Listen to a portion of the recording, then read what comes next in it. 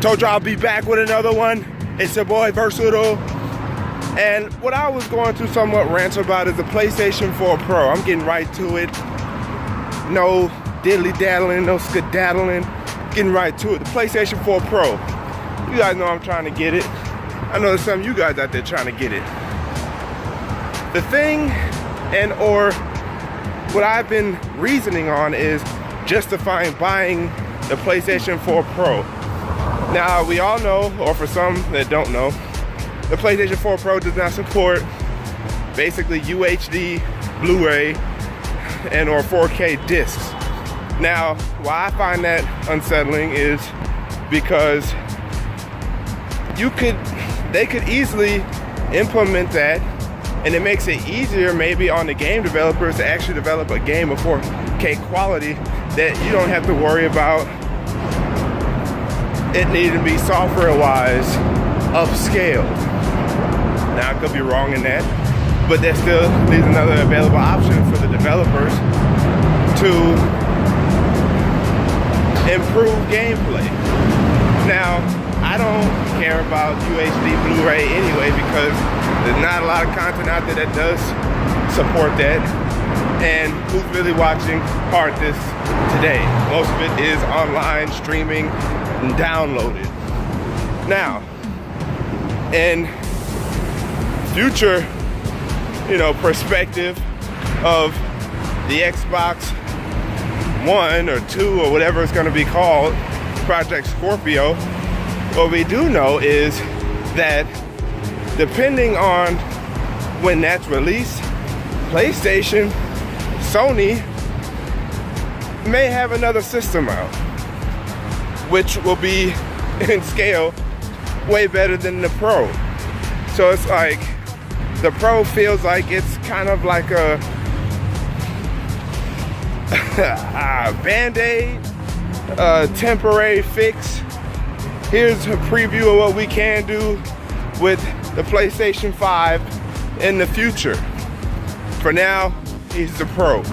Now, if you got 4K TVs all throughout your house, buying a Pro is not gonna be a big deal because you have plenty of places to play that Pro in the event you decide to spend your money again in another year to buy another system.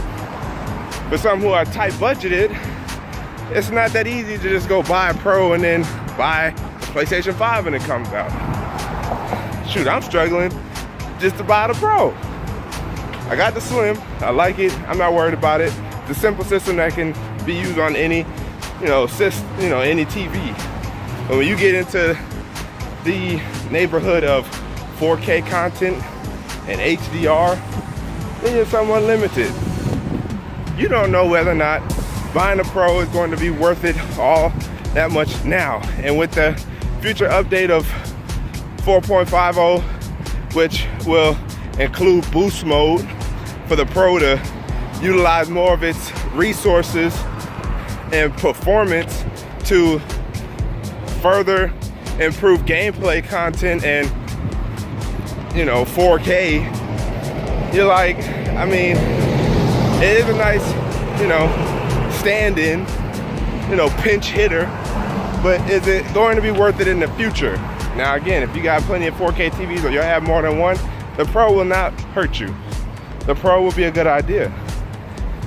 But if you don't, you only got one 4K TV and you don't know if you really feel like swapping it out, then in the event that you do have more than one 4K TV in somewhere in the near future, the Pro can still be used on a 1080p TV. You just won't be able to utilize 4K.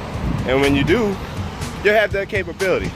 So in ways, it's definitely future-proofing your living room or your house when it comes to your gaming content. And for that, it's like, okay, I can see why buying the Pro is a good idea. It's still a good idea.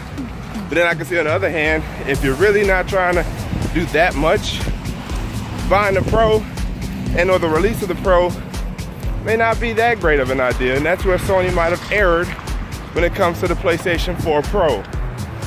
Not the Slim, because that's usually how they roll out their devices. PlayStation 2, after a minute, had a PlayStation 2 Slim. Shoot, even the PlayStation had like a miniature version of it. And then the PS1, then you even had the PS1 with a TV. which might have been the same system. And then the PlayStation 3 had a slim, and now the PlayStation 4 has a slim. So we see the behavior, the pattern in which Sony does that with their PlayStation consoles. The Pro is unique, but if they were going to really try to future-proof, maybe they should have incorporated better technology if they had it for the Pro, so in that way Microsoft really has to step up their game.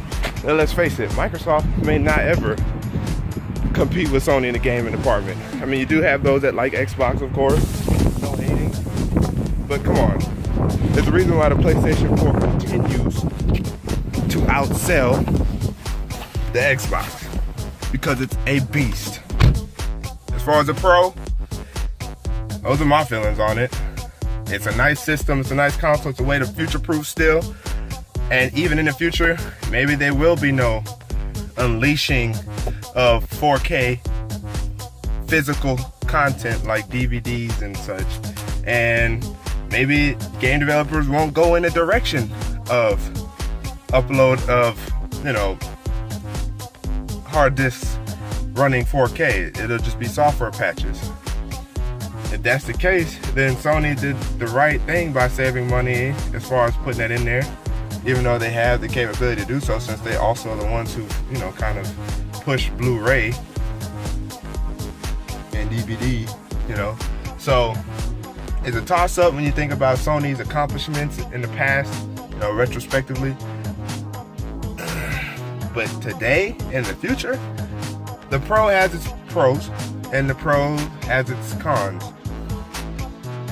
Minuscule cons, but nonetheless some cons.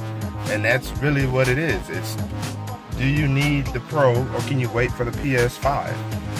And then with its boost mode and whatnot that's coming to it, is it truly a system that's pushing 4K?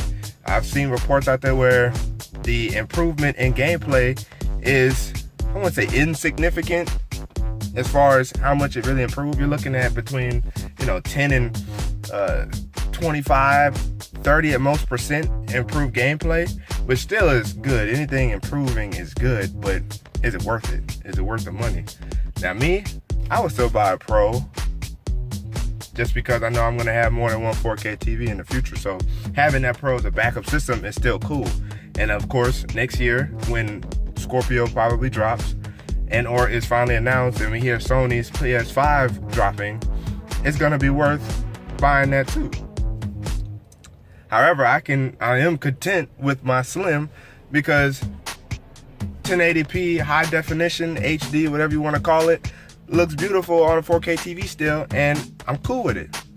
I mean, look at Sony's endeavors to release, on part with Naughty Dog, the 3D audio platinum headset. It's $160, but only Uncharted 4 supports it right now. Will other developers and games, and will Sony actually support 3D audio for those headsets to be, will it be worth the money? Will it be worth the compensated price? I mean, will it be worth the money is what I'm trying to say. I'm over here, I'm off work, excuse me. But that's what you think about when it comes to the Platinum headset. And in a way, the PlayStation 4 Pro is kind of like that Platinum headset. It's like it has great things, but how much is really being supported? Because only so many games also are software patched to take advantage of the PlayStation 4 Pro's resources. So when you think about it, you're like, the Gold headset I'm cool with, the Pulse headset I'm cool with. I need to buy them myself, but the PlayStation 4 and the PlayStation 4 Slim definitely worth getting now. But it's the unique Pro, PlayStation 4 Pro, that is the toss-up. In my opinion, I can be easily neutral about it, but I can understand both sides. I can understand waiting on the 5, but I can also understand you picking up if you got the money to do so, and whether or not I have the money to do so. The Slim is cool with me right now. I'm loving my Slim. I can play all my games on my Slim. And maybe when I upgrade my 4K TV, I have a Hisense 4K TV. Maybe if I upscale my TV to like a Samsung or Sony 4K TV, then buying the Pro, I might even see additional benefits out of both enhancements as far as my TV and my gaming console. So those are things that I consider when it comes to whether or not buying the PlayStation 4 Pro and or just upgrading my hardware that I use to enjoy entertainment. But let me know what you guys think down below. What's your opinion on the PlayStation 4 Pro? And what too is your opinion about when is a good time to upgrade and or update, you know, your hardware that you use to enjoy entertainment? I might have another video for you guys next week about TVs. Be on the lookout for that. But otherwise, it's your boy Versatile signing out. Look out for my other couple videos I should be having coming soon, by the end of the week, if not by the end of next week. That's another now 3 videos. 2 might get pushed, but guess what? I promise y'all videos are going to come down the pipeline. So please be patient. Nonetheless, stay tuned. And outside of that, wait for it.